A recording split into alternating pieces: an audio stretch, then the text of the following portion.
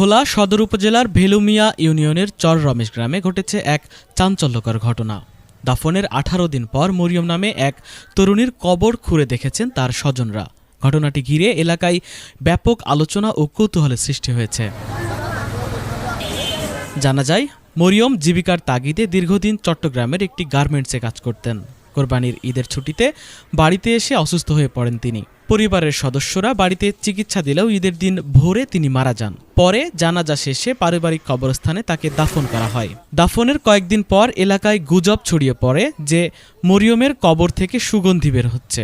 একই সঙ্গে পরিবারের কয়েকজন সদস্য দাবি করেন তারা স্বপ্নে দেখেছেন মরিয়ম কবরের ভেতরে জীবিত রয়েছেন এবং তাকে জীবিত অবস্থায় দাফন করা হয়েছে। এমন খবর দ্রুত ছড়িয়ে পড়লে প্রতিদিনই কবরটি দেখতে ভিড় করতে থাকেন উৎসুক মানুষ। বিষয়টি নিয়ে স্থানীয় ধর্মীয় ব্যক্তিদের সঙ্গেও আলোচনা করেন পরিবারের সদস্যরা, তবে তারা বিষয়টিকে অবাস্তব বলে মত দেন। এরপরও সন্দেহ দূর করতে মঙ্গলবার বিকেলে কয়েকশো মানুষের উপস্থিতিতে কবর খোঁড়ার সিদ্ধান্ত নেয় পরিবার। কবর খোঁড়ার পর দেখা যায় মরিয়মের মরদেহ স্বাভাবিকভাবেই পচন প্রক্রিয়ার মধ্যে রয়েছে। জীবিত থাকার কোনো সত্যতা পাওয়া যায়নি। স্থানীয়দের ধারণা, পরিবারের উপার্জনক্ষম সদস্যকে হারানোর শোক ও মানসিক চাপ থেকেই এমন স্বপ্ন ও গুজবের জন্ম হতে পারে। ঘটনার পর পরিবারের সদস্যরাও জানিয়েছেন সন্দেহ দূর করার জন্যই কবর খোঁড়া হয়েছিল এবং এখন তাদের সেই সন্দেহের অবসান হয়েছে। ঈদের রাত্রে মারা গেছে, রাত্রে 4টার দিকে মারা গেছে, 7:30 8টার দিকে কবর দিলাম।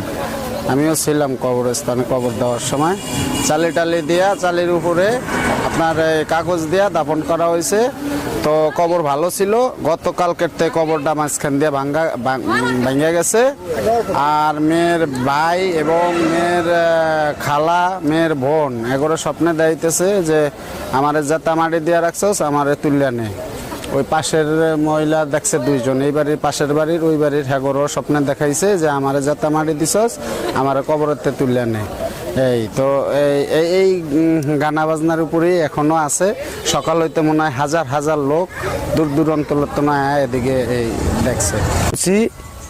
এখানে দেখতে আসলাম যে একটা মেয়ে মারা গেছে, মেয়ের লাশ থেকে নাকি আতরের জ্ঞান বেড়াইতেছে।